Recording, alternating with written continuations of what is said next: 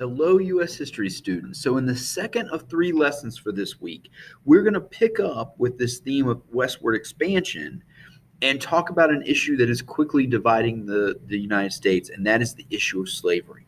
So, in our first lesson on westward expansion, we talk about people wanting to move west, and we looked at that drive west, and we looked at Eli Whitney and Eli Whitney's invention of the cotton gin, which he hoped was going to end slavery, but it actually increases slavery in the South and the desire of people to take slavery with them as they move west. This is going to be a serious problem because right now there is a balance between free states and slave states in Congress. And believe it or not, people want to maintain that balance. Both sides are worried that the other side might get an unfair advantage, and then those that are beginning to become opposed to slavery might suffer if the slave states get a majority. The slave states are in constant fear that the free states will get a majority and that they will want to get rid of slavery altogether. So we want to maintain that balance in Congress, and this is going to be especially tricky as more and more people move west. Because as more and more people move west and they move into that territory, the number one question is going to be, is that territory going to be a free state or a slave state? All right. Should this territory out west become a free state or a slave state? And of course, this is going to be one of the big issues that divides the North and the South. And the last lesson this week is going to focus on the economies in the North and the South. And of course, we will mention the presence of slavery, okay, and the differences that are emerging between the North and the South that are eventually going to lead us down the road to civil war, okay? Now, we're going to pick up the story in 1820. All right, in 1820, we're going to start here on this first map. And I'll be honest with you, you need, if you're filling this out at home, you need 6 different colors, okay, because we're going to do some coloring on the map here, all right? So we're going to start here in 1820. Now, this part of the country has been filled in. And we're focusing on this state right here, Missouri. Now, the reason this becomes interesting is up until this point in time, there's kind of been a dividing line right here through the country, okay? And everything below the line was slave, and everything above the line was free.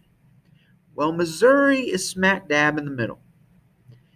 And Missouri has indicated that it wants to become a slave state. So the free states are very, very much concerned. So we get a compromise by a man by the name of Henry Clay. And that compromise is going to be the Missouri Compromise of 1820. Henry Clay, you will remember, ran against Andrew Jackson in 1832. Henry Clay wanted to keep the Bank of the United States. Jackson wanted to end it. Of course, Jackson wins and then promptly kills the bank with a veto and causes the economic panic of 1837. Okay, but that was a previous lesson. So Henry Clay comes up with this compromise. He says, look, we will let Missouri come in as a slave state. But to balance it out, we're going to take part of Massachusetts up here, okay, and make it a new state, Maine. And Maine will come in as a free state, and that balance will be maintained between slave states and free states, okay? And then once and for all, what we're going to do is we're going to take a line here at 3630. We're going to draw a line through the rest of this territory. And everything above the line is supposed to be free. Everything below the line is supposed to be slave. There will be no new slave states above Arkansas. Here's Arkansas right here. Okay, so there's not going to be any new slave states except for Missouri. There's not going to be any new slave states above Arkansas. So we're going to draw this line at 3630. Everything above the line is supposed to be free. Everything below the line is supposed to be slave. Okay, and that way we will maintain this balance between free states and slave states. All right. Now, if you're coloring this in on your own, you're going to take 4 colors. Okay. Unorganized, free, slave. All right. Whatever color that you've used for your free states, okay, color them in. For me, it's going to be yellow. So there's your free states right there. Okay. Then your slave states are going to be blue. So color in your slave states blue. Notice that includes Missouri. Okay. Then this gray area out here is unorganized. We don't know what's going to go out there. Okay. But then here's this line. Everything above the line in orange, slavery is not okay. Okay, so no slavery in the orange part. Everything in the purple, slavery is okay. All right, so if you go back and you look at your key there, all right, gray is unorganized, yellow is free, blue is slave, orange, no slavery, purple, slavery is okay. All right, and that's what we get here. The yellow, free states, blue, which includes Missouri, slave states, gray is unorganized, orange, slavery is not okay, no slavery, purple, slavery is okay. And for 30 years, this compromise works, okay? And we start filling in the map. You can see we're going to move over here. We start filling in the map. People are going to move out. There's a little trouble with Texas, okay, because Texas is going to come in as a slave state. That's going to upset the balance. But then the real trouble is going to come here with this state, okay, California. And the reason there's trouble is because that line, that 3630 line right here, is going to come straight across and divide California in half. California is ready to come in as a state. There's not enough population to split it up and make the northern part of California free and the southern part of California slave. And California wants to come in as a state. So that's going to lead us to the Compromise of 1850. Once again, Henry Clay proposes it, okay? He wants to really maintain that balance. And the question is over California statehood. Well, according to the compromise, okay, since Texas has come in as a slave state, we need another state to balance that anyway. So California will be a free state, okay? California will be a free state, which makes the slave states unhappy, okay? So we got to do something to make the slave states happy. So they're going to get a stricter fugitive slave law. Everybody has to help return escaped slaves according to this law, okay? Regardless of if you're in the South or the North.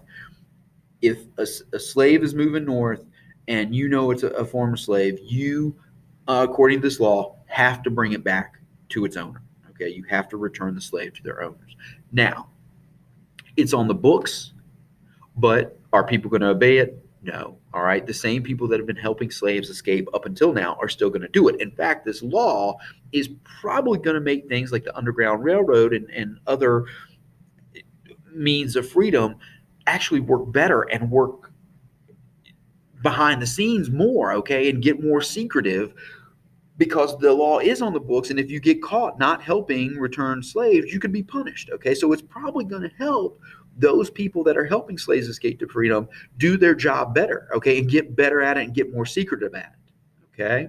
So California's going to come in a free state, and as a free state, that makes the free states happy. We get a stricter fugitive slave law that's going to make the southern states happy, the slave states happy.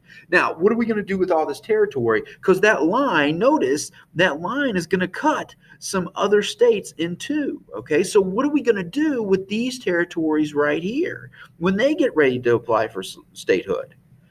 Well, we're going to leave it up to the people. It's something called popular sovereignty. New Mexico and Arizona are getting ready to come in, and they're going to get cut by that 3630 line. So the idea is we're going to let the voters in New Mexico and Arizona decide whether or not they want to be slave or free.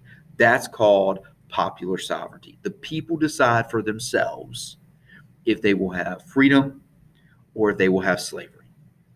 Now, there's going to be problems with that, and we're going to talk about that when we get to the last compromise, the Kansas and Nebraska Act. But right now, let's go back to our maps and get ready to color in, okay? I'm going to use the same 5 colors in the first map.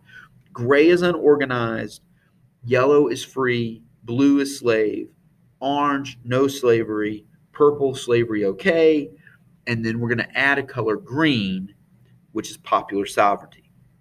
And now the map looks something like this, okay? Notice The gray part is gone. All right. We've claimed everything by 1850 from coast to coast. Okay. The yellow is free. All right. And that includes this new Northwest Territory. All right. Because everybody knew that was above the 3630 line. So there was no question that was going to be free. All right. So that's a free state. Also, notice this territory is still scheduled to be free as well because it's above that line. All right. California is free. All right. The blue are the slave states. That includes Texas now. This little area, this purple area right here, still has the potential for slavery being okay. But notice this green area, that's where your popular sovereignty is going to be. Okay. The people are going to decide. All right. So we still have this little piece left from the Missouri Compromise of 1820. But now this part is going to be green. The people are going to decide whether or not they're slave or free. Now, what's interesting, okay, is the Missouri Compromise lasted for 30 years, from 1820 to 1850. The Compromise of 1850 is only going to last 4 until the Kansas-Nebraska Act. Because what happens is this area right here, okay, the orange and the purple area, they say, wait a minute, if these people in the green can decide for themselves whether or not they want to be free or slave, why can't we decide ourselves if we want to be free or slave?